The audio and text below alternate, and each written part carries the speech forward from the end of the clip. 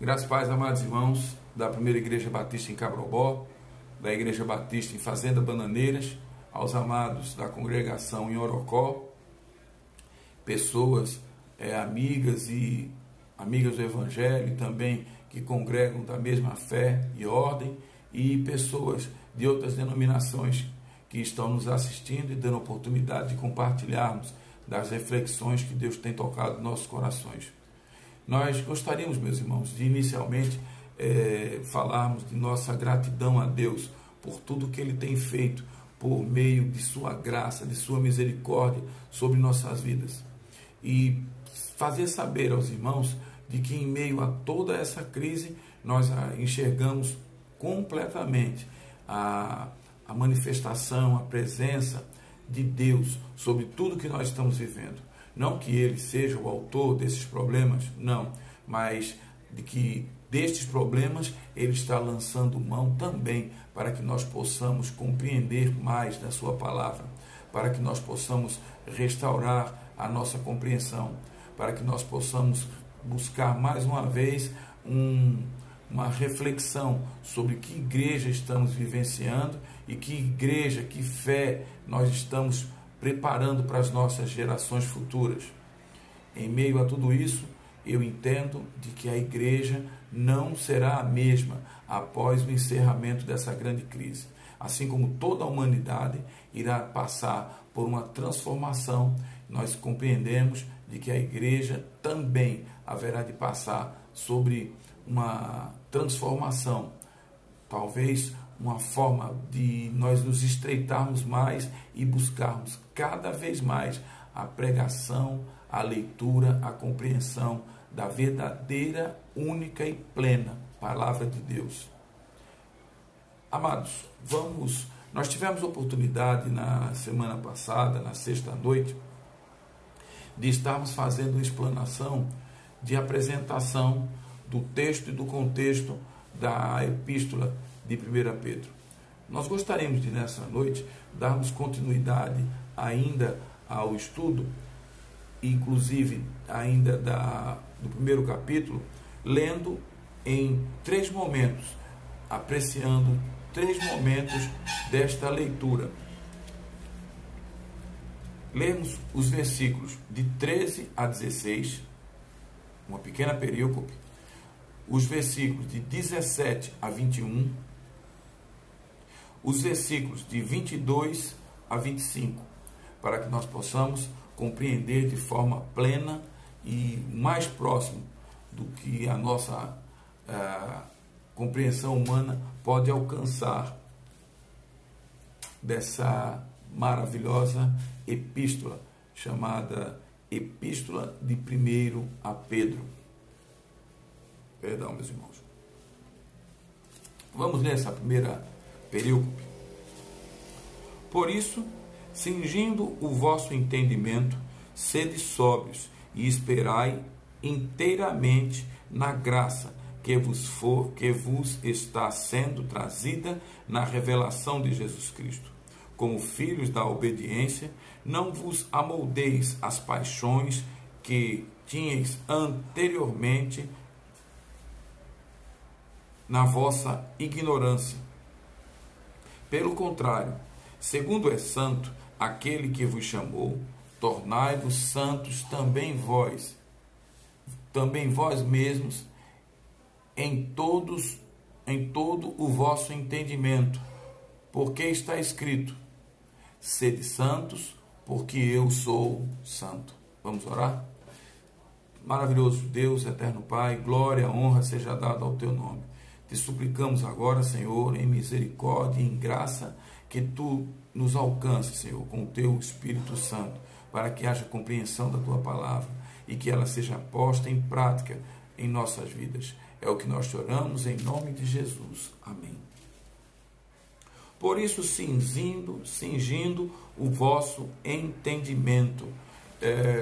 Para que nós possamos entender essa expressão, nós temos que falar alguma coisa sobre a cultura judaica da época. Havia entre os judeus da época o costume, a tradição de serem os homens vestidos com grandes vestes, grandes vestimentas, que alcançavam até os pés.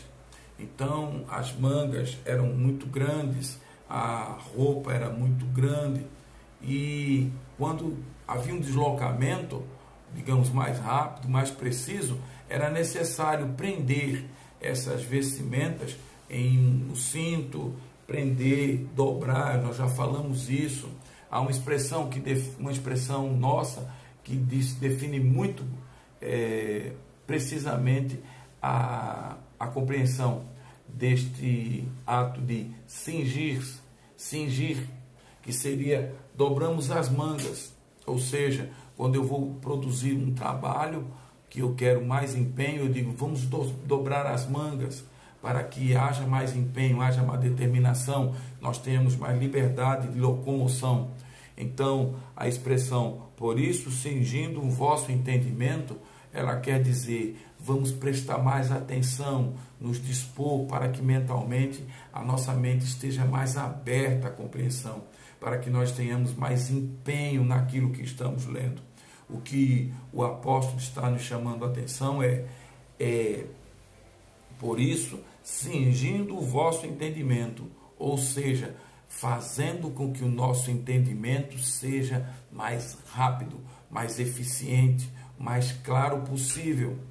E aí ele diz, sede sóbrios e esperai inteiramente na graça que vos está sendo trazida na revelação de Jesus Cristo. Ou seja, prepare esse entendimento, estejamos abertos com a nossa mente, com a capacidade de percebermos o melhor possível, para que nós estejamos aplicados a isso, dirigidos a isso, a essa compreensão. Esse nosso entendimento, sendo sóbrios e esperando, ou seja, tendo a consciência, sendo sóbrios, sabendo o que está fazendo e buscando na graça e na misericórdia essa compreensão. Amém? No versículo 2 nós encontramos o seguinte: como filhos da obediência, não vos amoldeis às paixões que tinhais anteriormente em vossa ignorância. O que seria amoldar-se ou moldar-se? Amoldar-se seria pegar um objeto e moldá-lo novamente, fazer com que ele tenha uma forma, uma deformação. Seria na prática o que? Eu pegar, digamos, uma garrafa, um recipiente, uma garrafinha de água mineral, que a gente pega e adaptá-la, forçá-la a entrar numa superfície quadrada e forçá-la a ter uma nova forma. Ou seja, vamos compreender mais uma vez? Como filhos da desobediência, não vos amoldeis às paixões que tinhas anteriormente na vossa ignorância. Ou seja, não retorne àquela forma imprópria. Então, deixa-me pegar uma outra experiência. Pegarmos, quem sabe, uma escultura de gesso ou deixa-me pegar algo mais próximo da nossa compreensão. Imagine nós próprios estarmos, digamos, eu tenho 1,72 m de altura, imagine o que é eu ter que vestir uma roupa de alguém que tem 1,50 m. Eu estar forçando aquilo para que ele esteja amoldado a meu corpo. Então eu vou estar tremendamente incomodado com isso. Eu visto hoje camisas de número 5, número 6, estou bem gordinho. Imagino que eu pegar uma camisa tamanho P e querer vestir, eu vou ficar muito provavelmente rasgando aquela camisa, estourando de tanta resistência para com o meu corpo, e não vai dar em mim. Então, o que o apóstolo está dizendo? Nós não devemos nos amoldar, ou seja, estarmos deformados como era anteriormente, porque nós já alcançamos uma estatura, uma transformação de caráter, de ser humano, de homem de Deus. Então nós não devemos retornar a essa forma, segundo as paixões da carne, a essa forma anteriormente vivida por cada um de nós. Vamos ler mais uma vez para que nós possamos ter uma compreensão melhor? Como filhos da obediência, ou seja, como aqueles que obedecem à palavra, como aqueles que estão segundo o mandamento divino, não vos amoldeis às paixões que tinhas anteriormente, na vossa ignorância, ou seja, não retornem àquela forma da qual vocês foram tirados. Não permitam que vocês sejam amoldados ao que fora anteriormente tido como sendo a vossa vida. Não vos amoldeis, ou seja, não estejais novamente na mesma forma que estáveis antes. Podemos dar um exemplo disso: alguém que tenha feito dieta, engordou, ou seja, aumentou o seu tamanho, o seu volume, e de repente pode estar dizendo: olhe, você não pode se amoldar, ou seja, voltar a usar as mesmas roupas, a não ser que você transforme seu comportamento, que você diminua o seu peso e você esteja readequado ali. Muito provavelmente seria isso que aconteceria com aquele que teve a transformação. Podemos até, usando essa mesma experiência de que nós vivemos uma época de todo mundo estar preocupado em fazer dieta, imagine que nós tínhamos uma roupa tamanho M, agora estamos usando roupas tamanho GG, e Deus está nos dizendo: ora, você precisa retornar a essa palavra, a essa condição, a essa estrutura de quem usa uma roupa tamanho M. Então você saiu desse propósito e aí você retorna. Deus lhe traz de volta aquela estrutura que adequa-se a usar uma roupa tamanho M. E o que ele está dizendo? Não permitais que você retorne a essa forma antiga para que você alcance as roupas de número maior. Difícil de compreensão, mas que nós podemos por aí já começarmos a entender plenamente de que o que Deus está nos chamando é a atenção para que nós não retornemos à forma imprópria antiga. Vamos ler mais uma vez para que a gente possa assimilar perfeitamente. Como filhos da obediência, não vos amoldeis, não retornes à forma das paixões que tinhas anteriormente, na sua ignorância, porque você não tinha conhecimento da palavra.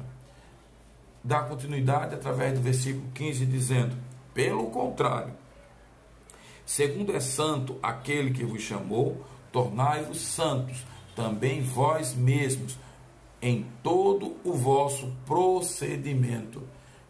O que o autor, o apóstolo, está nos dizendo? Muito pelo contrário. Ou seja, ele anteriormente diz: não retorne, não torne a essa forma, não se amolde a essa forma imprópria da qual você foi tirado. E agora ele diz: muito pelo contrário. Muito pelo contrário. Segundo é santo aquele que vos chamou, tornai-vos santo também vós mesmo em todo o vosso entendimento. Ou seja, compreenda da forma correta, busque da forma correta, busque o verdadeiro entendimento e sede santo. Eu gosto muito de fazer entender isso, ou procurar fazer com que compreendam, de que nós usamos a expressão de que somos santos e muita gente se incomoda com isso, até mesmo nós, os evangélicos. Mas o ser santo aqui não é aquele que vai ser o milagreiro, não é aquele que vai andar sobre as águas. Não, é possível ser que sim, que Deus faça isso com os seus santos. Mas somos chamados para sermos separados. Somos chamados para sermos separados das coisas do mundo. Então, o que estaria dizendo o apóstolo neste versículo 15? Pelo contrário, segundo é separado aquele que vos chamou, ou seja, segundo aquele que é separado das coisas do mundo, o nosso Deus, Jesus Cristo, segundo aquele que é separado destas coisas, somos também chamados para sermos separados também de todo o nosso procedimento, para que nós moldemos a nossa vida, nossa compreensão, segundo o propósito de Deus. No versículo 16, ele conclui dizendo: porque está escrito, sede santo, porque eu sou santo. Porque está escrito, sede santo, porque eu sou santo. Somos chamados para uma separação. Eu gosto de trazer algumas imagens para que a gente possa gravar. Na igreja nós temos oportunidade de estarmos apresentando PowerPoint, imagens e PowerPoint. Mas aqui eu gostaria de trazer uma imagem que mentalmente a gente possa guardar, de que mentalmente a gente possa ter sobre a nossa lembrança. Ser separado. Imagine de que nós temos uma bandeja de ovos com 30 ovos, dos quais 15 deles são ovos marrons, a casca marrom, a gente sabe bem o que é isso, e 15 seriam de casca branca. Nós teríamos metade da caixa de ovos com ovos marrons e metade com ovos brancos. O que está dizendo a palavra aqui? Cada ovo ali, ao se movimentar para o outro lado, vai mudar, alterar a visão daquilo tudo. Quando um ovo de casca marrom entra no compartimento que compete aos ovos de casca branca, a imagem do todo é alterada. A imagem de tudo ali começa a mostrar uma certa desorganização. O que estaríamos nós querendo dizer com isso? Quando nós temos a igreja de Jesus Cristo, nós continuamos sendo ovos, continuamos tendo a mesma substância. Ou seja, aqueles que foram chamados que aceitaram Jesus e adquiriram essa separação, que estão agora fazendo parte de um grupo, que são ovos, mas que estão fazendo parte dessa imagem dos ovos marrons, são separados daqueles ovos que têm a sua mesma substância, mas que são ovos brancos. Quando nós pegamos e trocamos as suas posições, há uma desordem, uma desorganização. Somos chamados para sermos separados, não para sermos melhor do que ninguém. Creia, a nossa substância continua sendo a mesma. Continuamos tendo sangue, órgãos vitais, adoecemos, tendo essa doença muito destruidora. Continuamos sendo as mesmas pessoas que os outros. Mas Deus nos convoca para uma separação, para que estejamos não sendo melhor do que outro grupo, mas estejamos juntos, para que estudemos, compreendemos, congreguemos, sejamos o corpo chamado igreja. Quando alguém começa a frequentar o outro lado, quando começa a conviver ou trazer essa imagem para a igreja, imediatamente o todo começa a ser alterado. A estrutura da igreja começa a ser minada. A imagem daquela bandeja de ovos, ela deixa de ter a imagem de organização e agora passa a ser uma imagem desorganizada. Não somos melhor do que ninguém. Continuamos tendo a mesma substância, mas somos chamados para agirmos de forma diferente do mundo, sermos santos em Jesus Cristo. Amém? Vamos ler os versículos de 17 a 21, onde nós encontramos o seguinte: ora, se invocais como Pai aquele que sem acepção de pessoas julga segundo as obras de cada um, portai-vos com temor durante o tempo de vossa peregrinação. Peregrinação, jornada, caminhada. Sabendo que não foi mediante coisa coisas corruptíveis, como prata ou ouro, que fostes resgatados do vosso fútil procedimento, que vossos pais vos legaram, mas pelo precioso sangue, como de cordeiro sem defeito e sem mácula, o sangue de Jesus Cristo, conhecido com efeito antes da fundação do mundo, porém manifestado no fim dos tempos, por amor de vós, que por meio dele tendes fé em Deus, o qual ressuscitou dentre os mortos e lhe deu glória, de sorte que a vossa fé e esperança estejam em Deus. Vamos tentar compartilhar com os irmãos, versículo a versículo, a compreensão deste maravilhoso texto.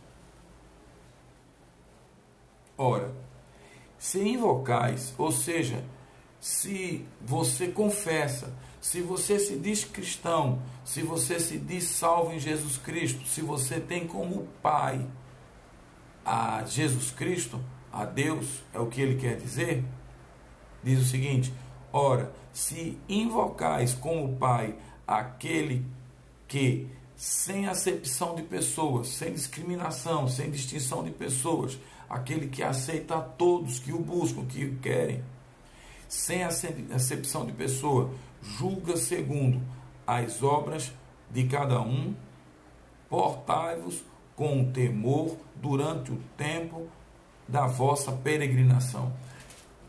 O que o texto está querendo dizer, meus irmãos? Ora, se você confessou a Jesus Cristo, se você é cristão, se você em meio a tudo isso se reconhece como salvo, como aquele que coloca Deus como Senhor da sua vida, você tem que viver como tal. É necessário de que os seus procedimentos sejam os procedimentos daqueles que de fato aceitaram a Jesus, que de fato foram transformados. Vamos buscar mais uma vez a imagem da bandeja de ovos. Ora, se você agora deixou de ser a bandeja de ovos, simplesmente de casca branca, você agora teve a sua casca transformada, orientada, ungida, revestida do Espírito Santo e alcançou agora a cor marrom, você não pode mais uma vez retomar esse procedimento dos outros ovos. Você não pode se misturar ou trazer de lá para cá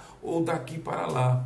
Você tem que agora ter um novo procedimento, sabendo que você agora está assumindo o compromisso em ser visto, em ser percebido como aqueles que têm sobre si um novo revestimento, que continuam tendo em si a mesma essência, a mesma natureza, a mesma substância dos outros ovos, mas que você, em especial, se através da sua confissão de fé, através dessa aceitação de Jesus Cristo em sua vida, passa a ser visto, compreendido como alguém transformado, alguém santo, separado para um propósito, alguém que já não é e que vive do mesmo jeito, da mesma forma que o mundo, mas agora é separado.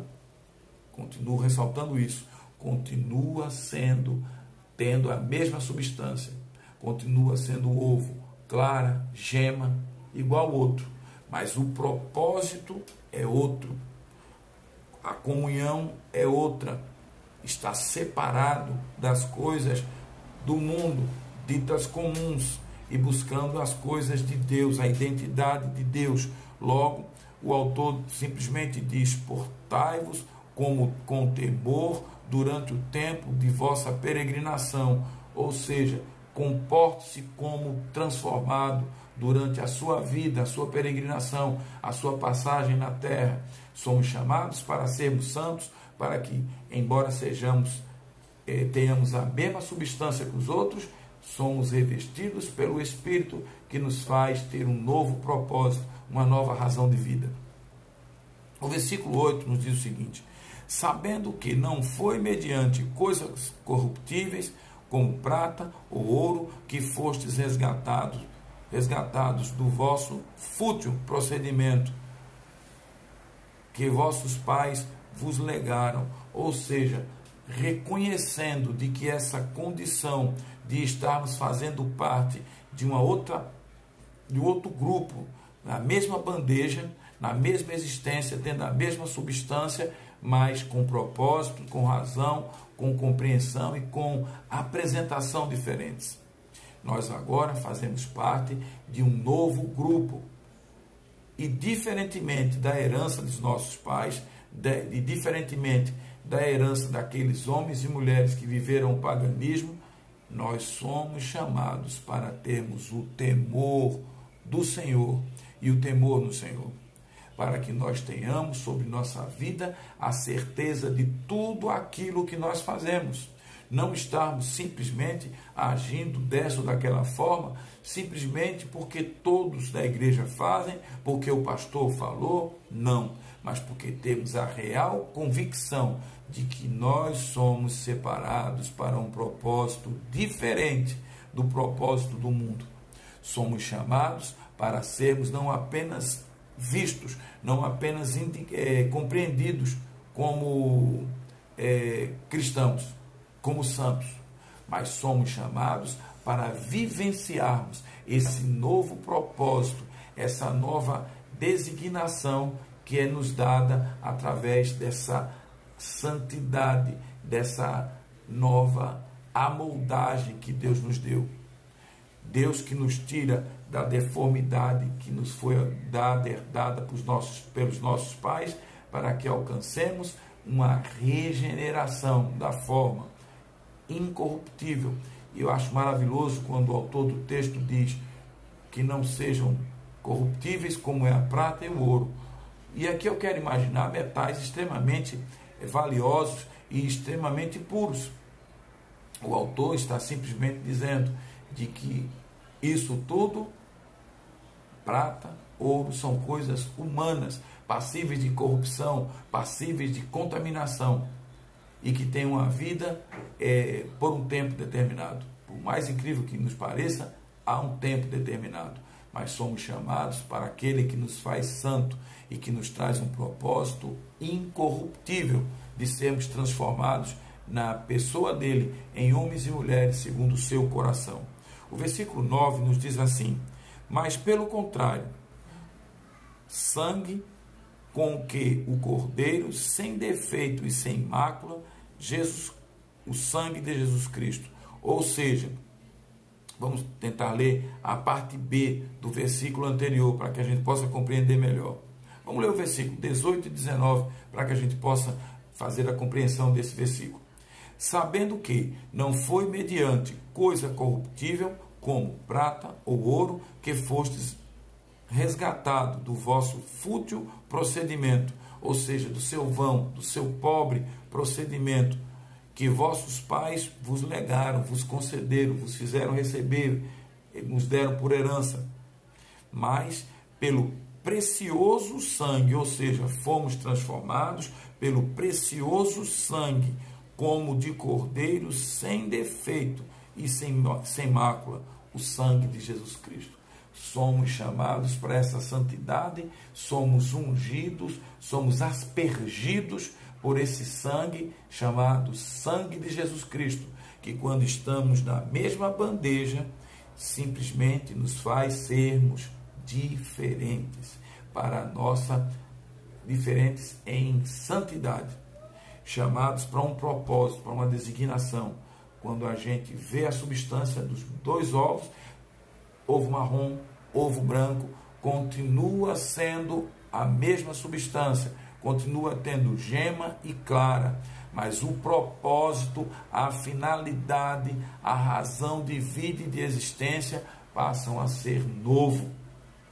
E tudo isso é nos dado de graça, pela graça e a misericórdia de Deus, no sacrifício de Jesus Cristo na cruz do Calvário, que nos torna santos, para que, embora tenhamos a mesma substância, sejamos separados para o seu propósito, para o seu legado, a sua designação. No versículo 20, nós encontramos: conhecido Jesus Cristo, conhecido com efeito antes da fundação do mundo, porém manifestado no fim dos tempos, por amor a vós. Ou seja, esse mesmo Cordeiro, esse mesmo Cristo que estava presente, desde a criação do mundo, esse mesmo Cristo, esse mesmo Deus feito homem, que estava desde a origem, desde a criação, e vai estar presente, incólume, perfeito, tal qual ele é, até o final dos tempos. Esse mesmo Cristo é quem nos separa, quem nos torna santos e quem nos convoca para com ele sermos santos, para nele sermos santos. O versículo 21 nos diz, a parte final do versículo 20, para que a gente compreenda o 21. Porém, manifestado até o fim dos tempos, por amor de vós, que por meio dele, Jesus Cristo, tendes fé em Deus, que através de Jesus Cristo, que aspergiu seu sangue, que nos mudou, nos santificou, nos tem trabalhado, lapidado, moldado para uma vida com propósito. Esse mesmo Cristo, esse mesmo Deus feito homem, nos tem trazido a termos fé em Deus. E diz então o versículo, que por meio dele tendes fé em Deus, o qual Jesus Cristo ressuscitou dentre os mortos e lhe deu glória. Ressuscitou entre os mortos e reconheceu que sua autoridade, Jesus Cristo reconhece como provinda de Deus. Porque a própria Bíblia diz que ele não teve em momento nenhum o interesse, o ânimo de querer ser maior do que o próprio Deus. Então, na sua ressurreição, ele vindo dentre os mortos, ele deu glória a Deus, de sorte, meus irmãos, de sorte que a vossa fé e esperança estejam em Deus. Que palavra maravilhosa! É necessário que nós aprendamos de que a santidade nos é um elemento de transformação, procedida não através de nós, mas através daquele que nos faz santos, aqueles que nos transforma em separados, distintos dos demais. Não para que sejamos melhor, vamos continuar tendo a mesma substância de humanos, mas com um propósito, com um desígnio diferente, com o propósito de alcançarmos a fé naquele que fez todas as coisas. A partir do versículo 22. Tendo purificado a vossa fé, vejam bem, tendo purificado a vossa fé, tendo purificado a vossa alma, vou reiterar mais bem a leitura, tendo purificado a vossa alma pela vossa obediência à verdade, tendo em vista o amor fraternal não fingido, amai-vos de coração uns aos outros ardentemente, pois fostes regenerados não de semente, pois fostes regenerados não de semente corruptível, mas de incorruptível, mediante a palavra de Deus, a qual vive e é permanente. Pois toda a carne é como a erva,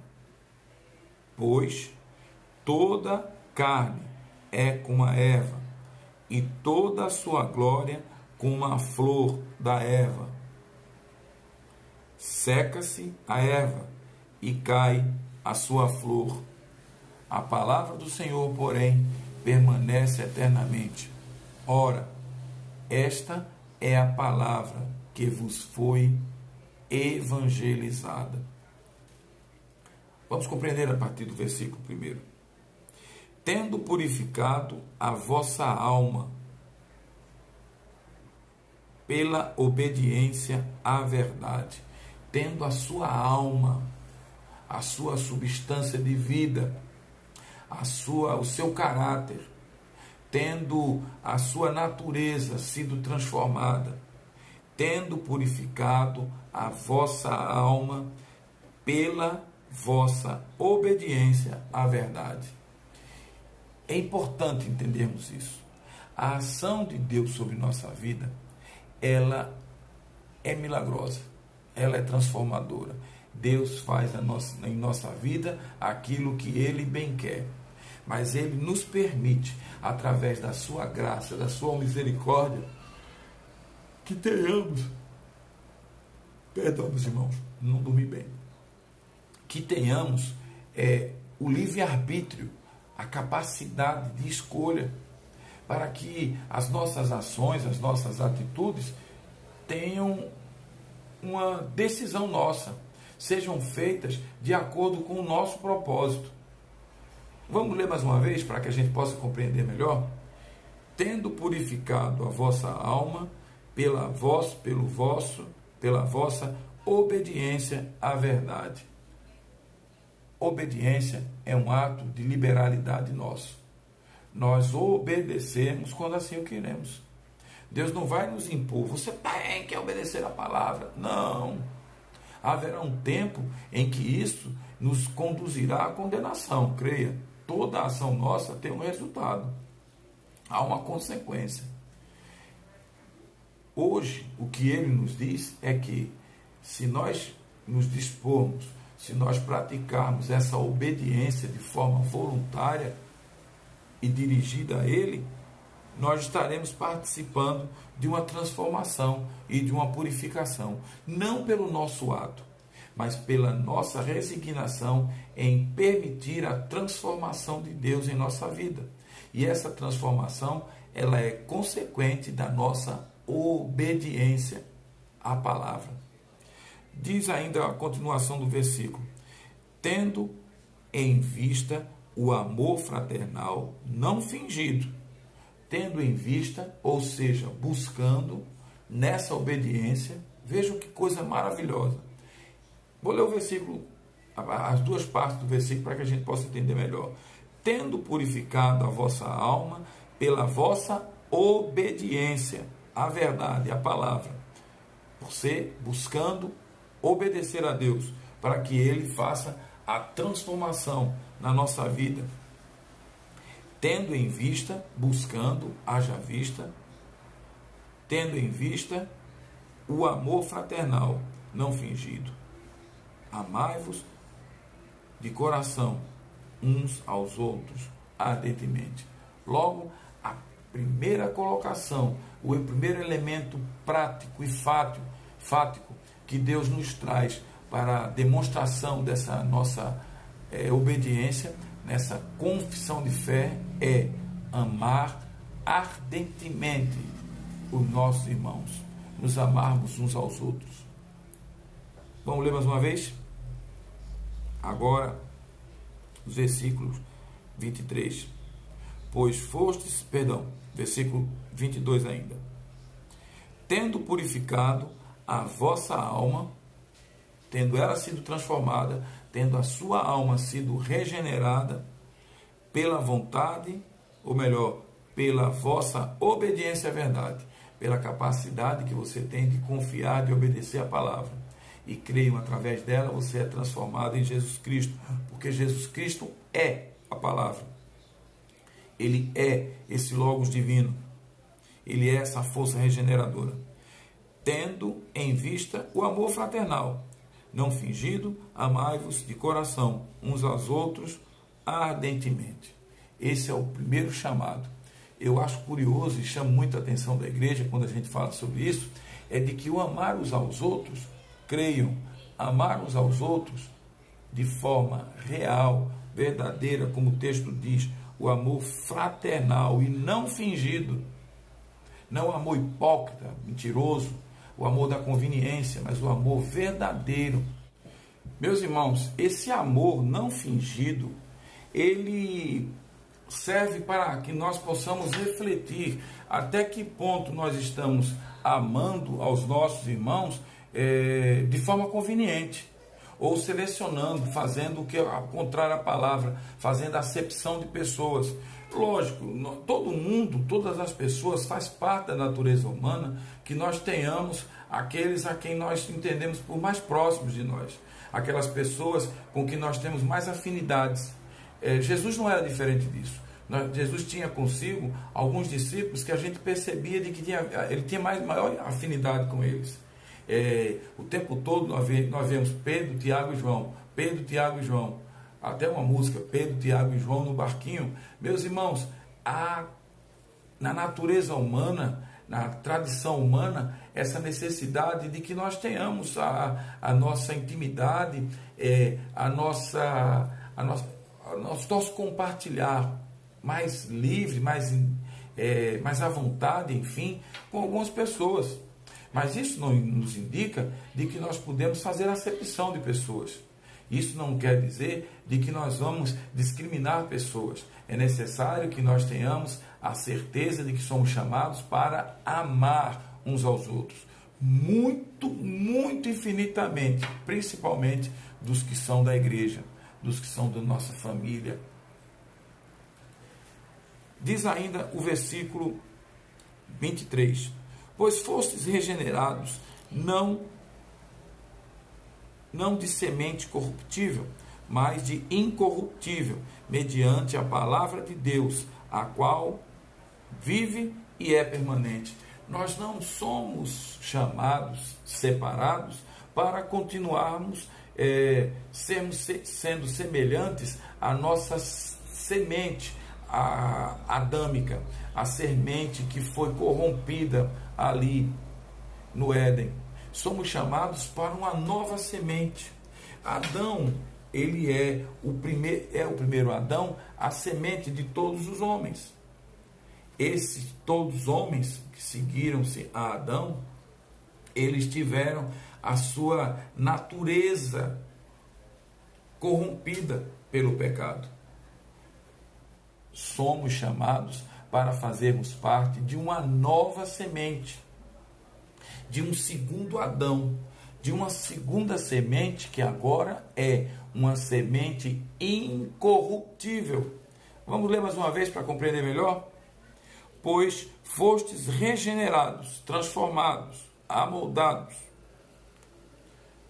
não de semente corruptível, não da semente humana, da semente de descendência em Adão, mas de uma nova semente, mais de semente, ou seja, de uma semente incorruptível, mediante a palavra de Deus, ou seja, mediante ao Logos divino, mediante Jesus Cristo, o Logos divino, a palavra de Deus, a qual vive e é permanente.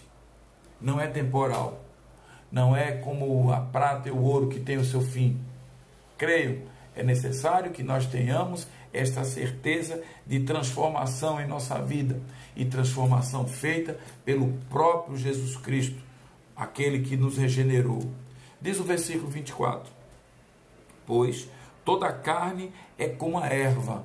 Toda a carne, ela é como a semente, como uma planta. Ela tem a vida, ela tem a beleza, ela tem a formosura, ela tem o perfume, ela tem a cor. Pois a carne é como a erva, e toda a sua glória como a flor da erva. Seca-se a erva, se seca-se a flor. Ou seja, aqueles que querem ter na natureza humana a arrogância, a prepotência, a capacidade de querer ser melhor do que os outros, a imposição sobre os outros, creiam, tudo isso vai ter fim. Nós estamos tendo oportunidade nesses dias atuais de entendermos de que toda a humanidade tem passado por um período de reflexão quanto à eternidade do poder. Esse poder humano, ele é extremamente perecível, ilimitado. Então, simplesmente encontramos toda a carne, assim como a erva, cresce e seca.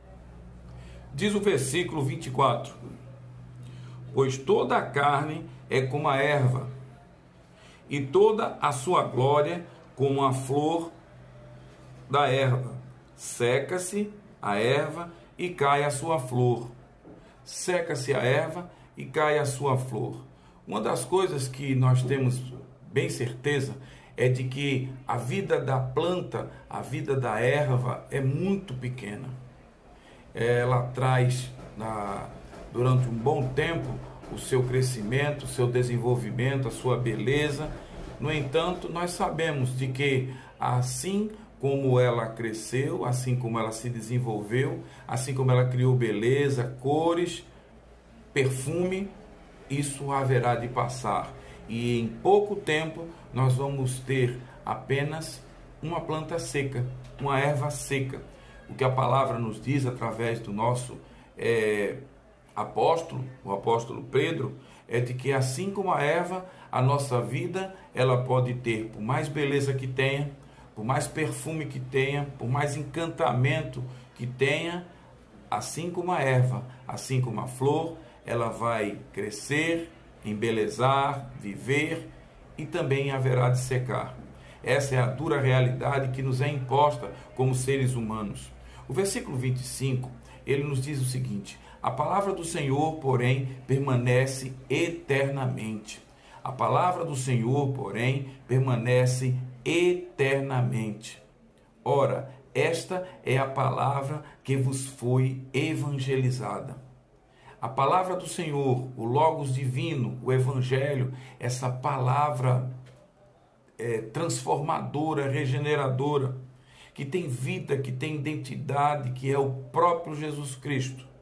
Ela tem a autoridade da eternidade. A autoridade de quem já esteve no princípio da criação, de quem ordenou, determinou a criação, que houvesse vida, que houvesse separação entre as águas, que soprou na narina dos homens, do homem, para que houvesse vida. Em meio a tudo isso, nós percebemos que o que o apóstolo está nos referendando é que nós possamos compreender. A vida tem no Senhor a eternidade da sua essência, a autoridade daquele de que sempre existiu e sempre haverá de existir. Aquele que na sua eternidade tem o poder, tem a autoridade de determinar. Vamos ler mais uma vez o versículo 25? A palavra do Senhor, porém, permanece eternamente. Vejam, meus irmãos, é curioso entender de que nós estamos lendo um texto que fora escrito há quase 2000 anos. Quase 2000 anos. E essa palavra tem a sua eficácia, a sua autoridade, como se fosse contemporânea nossa. É uma palavra que tem a sua raiz no tempo, mas que nós podemos perceber de que, embora tivesse sido escrita para um grupo há quase 2000 anos, para pessoas que estavam vivenciando esse evangelho, essa transformação, essa regeneração, há quase 2000 anos, ela possui o mesmo conteúdo, a mesma autoridade, o mesmo poder, a mesma eficácia. O que nós podemos aprender disso tudo? O que nós podemos harmonizar como ideia em meio a isso tudo? O que nós podemos concluir de tudo isso? Primeiro, meus irmãos, nós podemos concluir de que nós somos chamados por Deus para uma santidade, para uma vida plena de santidade. Uma vida onde todas as nossas atitudes, todo o nosso propósito, todo o nosso agir é separado do comum. Não podemos fazer parte do que o mundo tem proposto, dos ditames do mundo, das imposições, das paixões humanas. É necessário que nós tenhamos uma vida de santidade, ou seja, do acordar até o dormir na plenitude da presença de Deus sobre nossas vidas. Uma outra coisa que nós precisamos compreender, assim como fala a partir do versículo, o texto fala a partir do versículo 17, ora, se invocais como Pai aquele que sem acepção de pessoas julga segundo as obras de cada um, portai-vos com temor durante o tempo de vossa peregrinação. Temos todos uma certeza, estamos aqui todos como humanidade, sabendo de que cada um de nós tem de Deus para nós um propósito. Há um propósito na nossa existência, da nossa razão de ser. E certamente aqueles que buscam para si assistirem o propósito de Deus para a sua vida, acolherem o propósito de Deus para a sua vida, não podem fazê-lo sem antes ofertar-se para que a ação do Espírito, a ação de Jesus Cristo, nos revista para que sejamos santos, separados. A ilustração que nós usamos de uma bandeja de ovos é a sociedade. Nós percebemos de que o tempo todo nós somos confrontados em sermos santos ou não. Como o próprio texto nos diz, sede santo, porque eu sou santo. Somos convocados a isso, talvez arregimentados para esse exército que o Senhor tem preparado, capacitado. As armas não são nossas, as armas são sobrenaturais. As armas não agem diante da matéria, mas sim diante do Espírito. Podemos assim compreender de que essa santidade ela deve alcançar a nossa vida e a nossa mente, o nosso entendimento, a nossa razão, as nossas emoções, a nossa alma, para que sejamos de fato transformados, para que sejamos de fato aquele povo selecionado pelo sangue, pela aspersão de Jesus Cristo. Os ungidos de Deus, ungidos que não foram separados por uma escolha divina, um critério de seleção, senão o daqueles que voluntariamente entregaram suas vidas a Jesus Cristo, para que dia após dia fôssemos, assim como devemos ser e continuar sendo, transformados. Dia após dia, novo nascimento. Podemos, enfim, concluir, meus irmãos, de que é necessário de que essa santidade, ela transcenda, ela alcance muito mais do que meramente o nosso físico, do que meramente as nossas palavras, mas de que ela viva em nossa alma.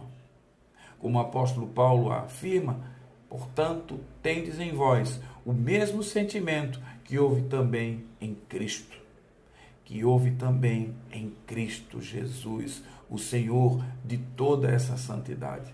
Somos chamados para termos esse sentimento, para termos essa condição de que nos faz sentir, como os discípulos disseram um dia a Jesus, para onde vamos nós?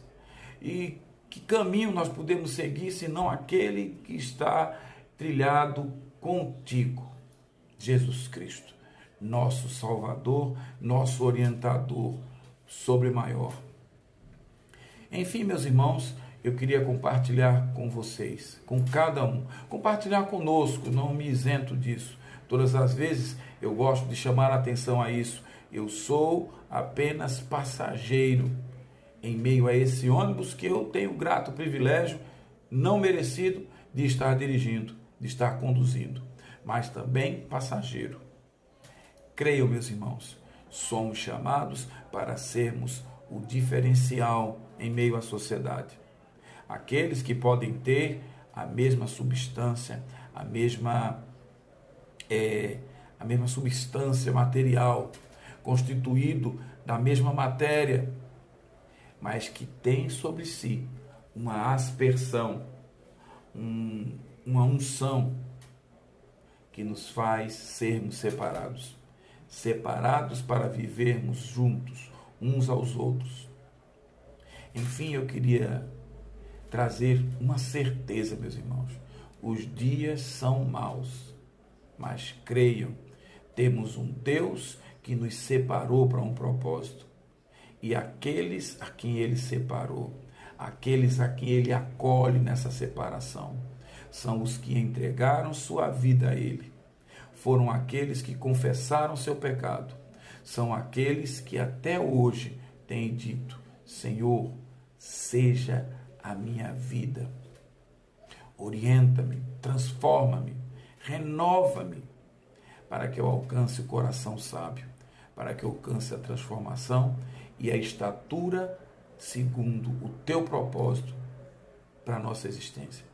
Que Deus nos abençoe e que nós possamos nos recolher hoje à noite com algumas certezas, mas entre elas a principal: se eu quero ofertar a Deus algo que chegue ao trono, eu devo começar com a principal e a maior oferta que eu posso trazer ao trono. Não é prata, não é ouro, mas a minha própria vida, depositada diante do altar do Senhor, em gratidão a tudo o que Ele tem me dado. Em gratidão aos momentos de dor, dos quais Ele tem tratado a minha vida, para que eu possa crescer. Ser grato, enfim, com uma verdadeira oferta da minha própria vida sob o altar. Porque essa é uma palavra permanente e não mudou em nada. Porque Ele é o mesmo eu sou, lá do Monte Sinai até hoje. Jesus Cristo, a palavra, Deus, o Espírito Santo, continuam e continuarão sempre sendo a Trindade, aqueles a quem o Senhor Deus chama simplesmente de Senhor. Que Deus nos abençoe. Vamos orar? Santo e eterno Deus, maravilhoso Pai, te rendemos graças, ó Pai, porque mais uma vez pudemos compartilhar da Tua palavra. Nos enche, ó Deus, mais e mais do Teu Espírito Santo, e que nós possamos depositar a nossa vida diante do Teu altar, para que através do sacrifício de Jesus Cristo nós sejamos transformados e que o Seu sangue aspergido sobre nossas vidas possa nos fazer separados para este propósito, enfileirados em um grupo perfeito chamado igreja, para que em tudo busquemos mais e mais de Ti. É o que nós te oramos e te agradecemos, em nome de Jesus. Amém. Que Deus nos abençoe.